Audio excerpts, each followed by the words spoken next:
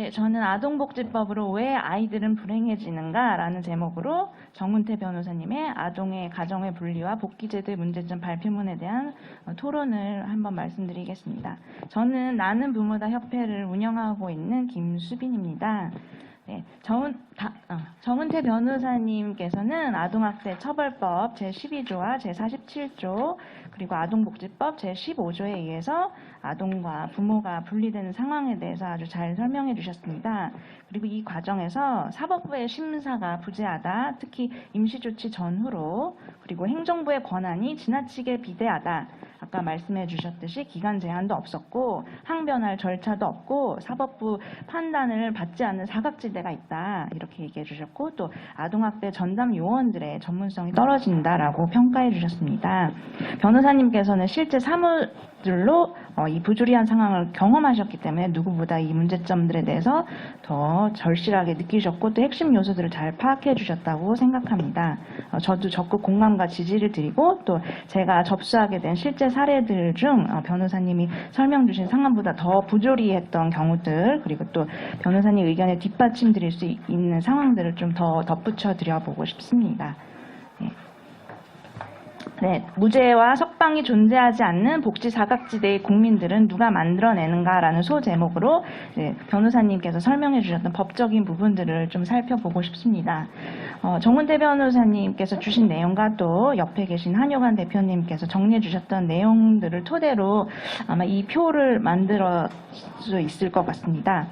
네, 변호사님께서는 피해 아동을 향한 응급조치는 72시간을 넘을 수 없다라는 12조를 설명 주셨었는데요.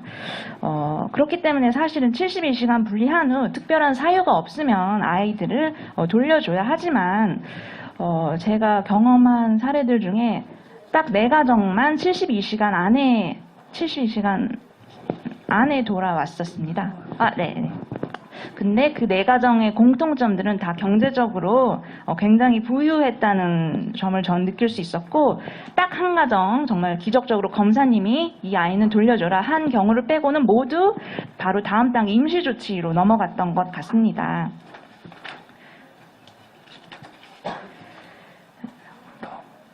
네, 임시조치라는 앞에 거 앞에 표 임시조치라는 것은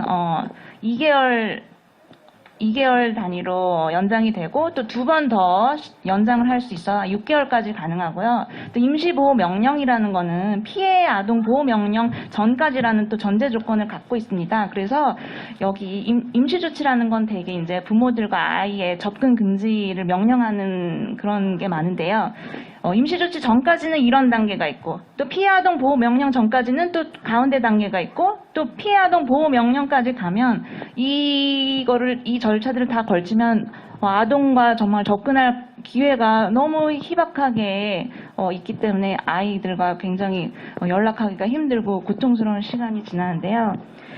임시조치라는 부분이 얼마나 신뢰할 수 있는 결정일까 생각해 보시면 2021년 12월 3일 얼마 전 대한변호사협회에 의한 아동인권을 존중한 분리와 가정복귀제도 심포지움에서 서울가정법원 이광우 부장판사님께서 말씀해 주셨는데 검사가 72시간 내에 임시조치를 청구해야 되기 때문에 응급조치의 적법성을 심사할 절차가 없다. 사건 기록들을 무작위로 열어보아도 현장성이 결여되어 있고 제약될 위험이 급박 현저한지 확인할 수 없었다. 사안의 경중과 상관없이 부모 접근은 차단되었고 상당 기간 분리가 유지되었음에도 피해 아동의 근황이나 복귀 계획은 전혀 알 수 없었다라는 충격적인 내용을 직접 실토해 주셨습니다.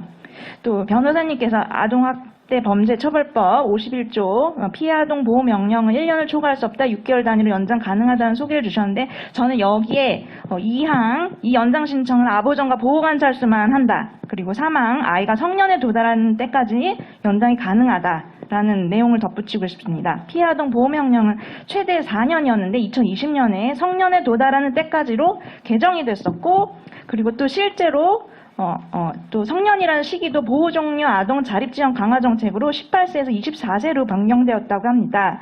그래서 실제로 그렇게 아이가 22살이 돼서야 아이를 찾으실 수 있었던 엄마 사례를 제가 알고 있었거든요. 그 엄마도 혐의가 없었고 전 남편이 허위 신고했는데 아동보호 전문기관 쪽에서 아이를 돌려주지 않았었고, 그리고 또 동생은 억지로 시설에서 데려오셔서 무죄 판결까지 받으셨어요. 근데 죄가 없는데도 큰 아이는 22살 때까지 만날 수 없었던 그런 마음 아픈 사연이 있었습니다.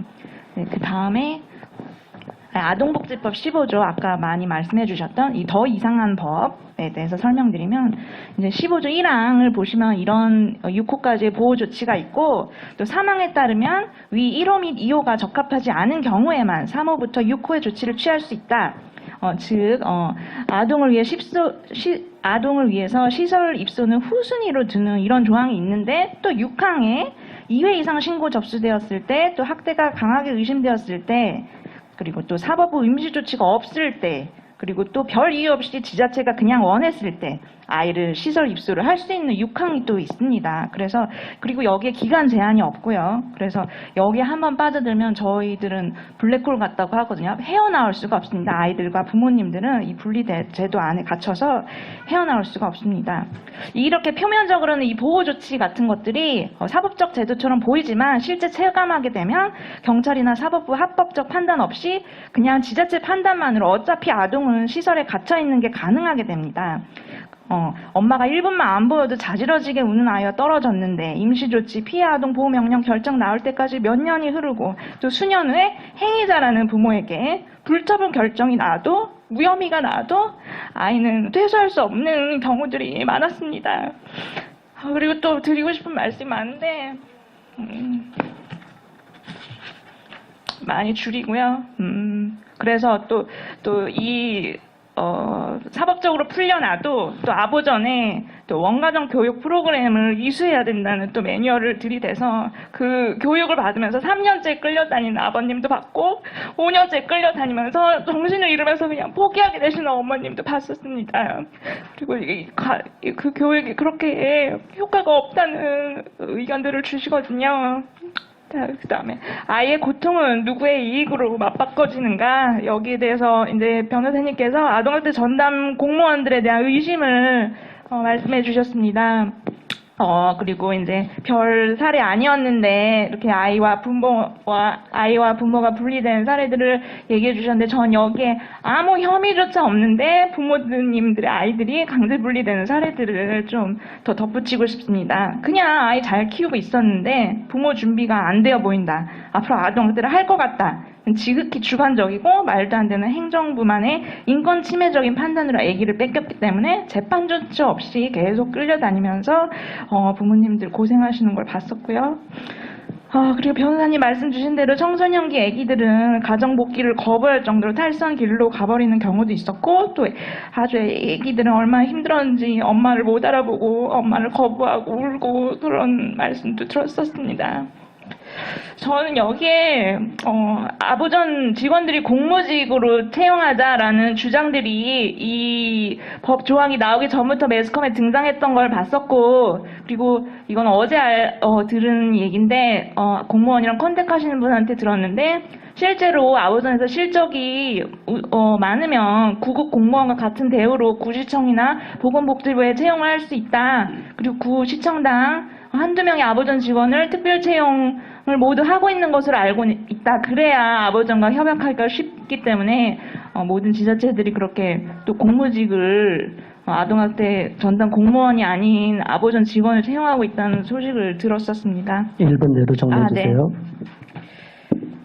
그리고 아동 보호 전문 기관에 대한 의구심이 너무 많고요. 또 시설에서 이제 아이들 고생하는 사진 너무 많은데 그냥 이 정도로만 추려서 올려드렸는데, 이 아이들을 학대하는 건 누구일까? 이 부모님들 사례를 이제 저는 다 아니까요. 정말 여기는 다 아무 혐의조차 없는 엄마, 또 부부싸움 같이 경미한 경우, 허위 신고, 그리고 아버전이 위조해서 끌려간 경우들이고, 평소에 상처가 하나도 없었다고 주변 분들이 다 증언을 해주신 애기들인데 시설에서 이렇게 고생하고 있습니다.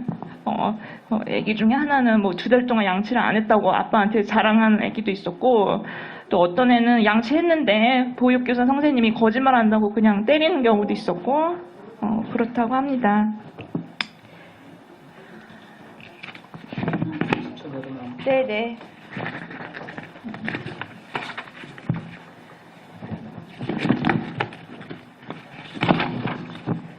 네, 변호사님께서 좋은 말씀 주셨어요. 아동 강제 분리라는 것이 그 기간의 정도를 떠나 부모와 아동에게 지울 수 없는 평생의 정신적 고통을 줄 여지가 있고 가족 간의 신뢰관계를 영구히 훼손할 수 있다는 점에서 매우 신중하게 판단해야 하는데 무조건적으로 쉽게 분리되는 현재 체제는 잘못되었다라는 지적에 매우 공감을 드리고 또 함께 마음 아파해 주신 부분에 대해서 깊은 감사를 드립니다.